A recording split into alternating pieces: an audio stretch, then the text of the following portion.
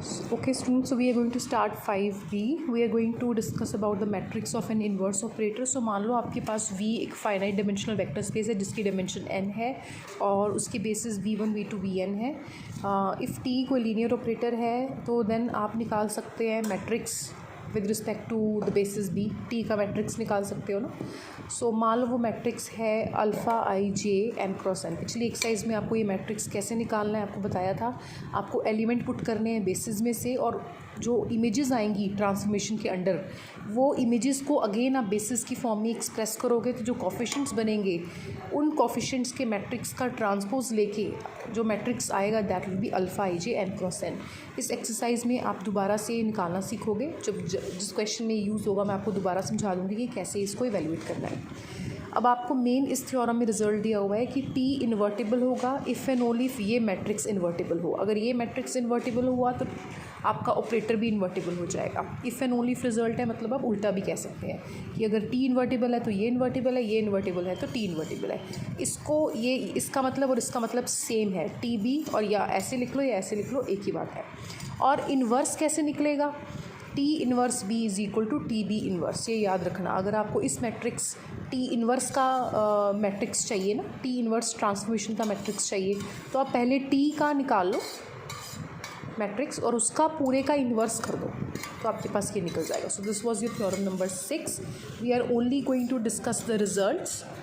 Proofs नहीं हम कर रहे हैं. थ्योरम नंबर 7 है कि T from V to W be the linear transformation where V and W are vector spaces over field F of dimensions N and M. तो दोनों की डायमेंशन इसकी एन दी हुई है, इसकी एम दी हुई है. आपको प्रूव करना है कि जब भी आप कोई वेक्टर वी लेते हो वेक्टर स्पेस वी में से तो इन दोनों की मल्टीप्लिकेशन ये बनेगी. अब इसका क्या मतलब है? इसका मतलब है matrix of transformation T matrix का, ठीक है, अंडर उसके स्टैंडर्ड बेसिस, जो भी उसके स्टैंडर्ड बेसिस है.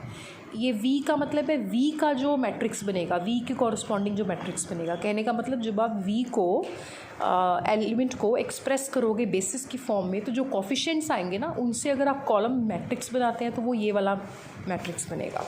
और टी वी का मतलब है कि जब आप इमेज ले लोगे v की वो w में चली जाएगी और जो टी वी की जो इमेज आएगी उसको जब आप w के बेसिस में एक्सप्रेस करोगे that is w1 w2 wm की फॉर्म में एक्सप्रेस करोगे और उसके कोफिशिएंट से जो वेक्टर बनेगा आपका, जो मैट्रिक्स बनेगा आपका, उसको बोलते हैं T V. So t into V is equals to T we.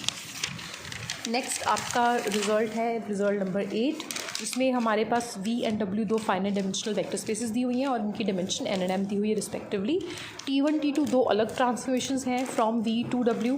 Then आपको शो करना है कि t1 t2 के सम का जो मैट्रिक्स होगा that will be equal to the sum of the individually matrices. निकालो और उनका सम कर दो. Second result is lambda t1 is equals to lambda into t1. ठीक है बच्चे. This was your theorem number 8. Then after that we are going to discuss theorem number 9. So theorem number 9 है यहाँ पर. इसका रिज़ल्ट है कि अगर t1 t2 दो ट्रांसफॉर्मेशंस हैं, t1 है from u to v, t2 है फ्रॉम v टू w. ये तीनों ही स्पेसेस u v w तीनों ही फाइनाइट डायमेंशनल दी हुई हैं और इनकी जो डायमेंशंस दी हुई हैं u की दी हुई है m, v की दी हुई है n एंड w की दी हुई है p. ठीक है. तो आपको प्रूव करना है कि t2 इंटू t1 का जो मैट्रिक्स बनेगा that will be equal to the product of the matrices of t2 with t1. अलग अलग से निकालो, मल्टीप्लाई करो तो t2 इंटू t1 का मैट्रिक्स निकल जाएगा. अब t2 इंटू t1 पहले ये चेक कर लेना कि डिफाइंड है कि नहीं है. t2 इंटू t1 तब डिफाइंड होता है जब t2 की जो कोडोमेन है वो कंटेन होनी चाहिए आपके इसमें. ठीक है, वो आपको you need to check that. Sorry, t2 into t1 के लिए पहले t1 का देखोगे, मैंने उल्टा बोल दिया. सो t1 का देखोगे, जो t1 की कोडोमेन है वो डोमेन ऑफ t2 में कंटेन होनी चाहिए. तो यहाँ पर तो दोनों इक्वल ही हैं. ठीक है, तो v is contained in v, पता ही है हमें. So hence t2 into t1 is defined. But अगर आप उल्टा करें t1 into t2 which in this case it is not defined. ठीक है बच्चे. This was your theorem number 9. Theorem number 10 का रिजल्ट है कि अगर P एक मैट्रिक्स रिप्रेजेंटेशन है ऑपरेटर T की, ठीक है, और vector space V, then FP matrix representation बनेगी FT पॉलिनोमियल की. मतलब मान लो आपके पास T ट्रांसफॉर्मेशन दी हुई थी और fx कोई पॉलिनोमियल दिया हुआ था तो fx में x की जगह जब आप t पुट कर देंगे वो ft बन जाएगा. ft भी एक क्या कहते हैं उसको ट्रांसफॉर्मेशन ही बनेगी. बिकॉज एफ टी विल मान लो, अब यहाँ पर एग्जाम्पल ही चलो देख समझा देती हूँ। मान लो एफ एक्स है आपके पास X square plus X plus one, simple सा एग्जाम्पल दिया मैंने। तो एफ टी बन जाएगा T square plus T plus one की जगह आइडेंटिटी आई ऑपरेटर आ जाएगा, क्योंकि वन तो एक कांस्टेंट नंबर था ना, आपको तो इन टर्म्स ऑफ ऑपरेटर्स लिखना है ना, तो ये ऑपरेटर बनेगा। अब ये एक देखा जाए तो एक लीनियर ट्रांसफॉर्मेशन ही है, ऑपरेटर बुला लो या लीनियर ट्रांसफॉर्मेशन बुला लो इसको, है ना बेटे।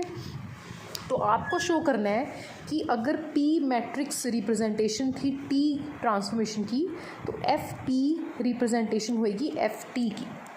ठीक है बच्चे, ये आपका रिजल्ट नंबर 10 है। उसके बाद में अब एग्जाम्पल्स करते हैं discuss. Example number 1, T from R³ to R² एक लीनियर ट्रांसफॉर्मेशन दी हुई है, defined by T of XYZ is equals to this. मतलब ट्रांसफॉर्मेशन को डिफाइन करा हुआ है और आपको निकालना है matrix of T relative to the ordered basis B1 and B2 respectively. तो ये R³ के बेसिस लेने हैं आपको और ये R² के बेसिस लेने हैं, और आपको निकालना है matrix of T relative to these two basis. ठीक है ना। तो प्रोसीजर क्या है, सबसे पहले नोटेशन क्या है, नोटेशन इस तरह से लिखनी है, T मैट्रिक्स निकालना है T का, और बेसिस क्या यूज़ करने हैं, B1 एंड B2। ठीक है बच्चे। सो B1 B2 लिख लिया। B1 बेसिस हैं आपके लेफ़्ट साइड वाली स्पेस के, दैट इज़ डोमेन के, और को डोमेन की जो बेसिस है वो है B2, को डोमेन में पड़ा है R²। ठीक है। तो यूल स्टार्ट विद, आपको पता है जब भी आप कोई एलिमेंट पुट करेंगे वो R² में जाएगा।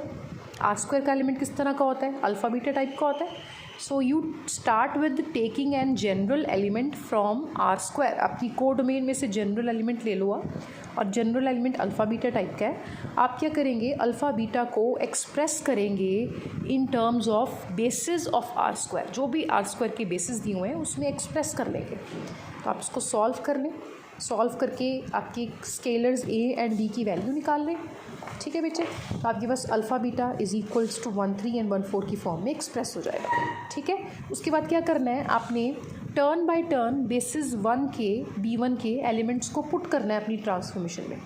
So you will find T11 1, T11 and T100, तीनों की इमेजेस निकालेंगे आप यूजिंग ये ट्रांसफॉर्मेशन जो क्वेश्चन में गिवन है। तो आपके पास जैसे T111 का एग्जाम्पल आ गया, मान लो ये आपका सॉल्व करके आ गया, कहाँ पर ये हुआ है, सॉल्व करके 2 5। ठीक है।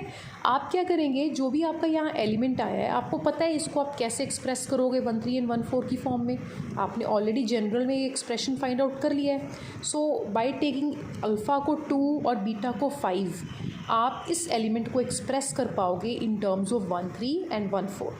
तो 1 3 के आगे जो स्केलर आया है वो 3 आया है, 1 4 के आगे जो स्केलर आया है वो -1 आया है।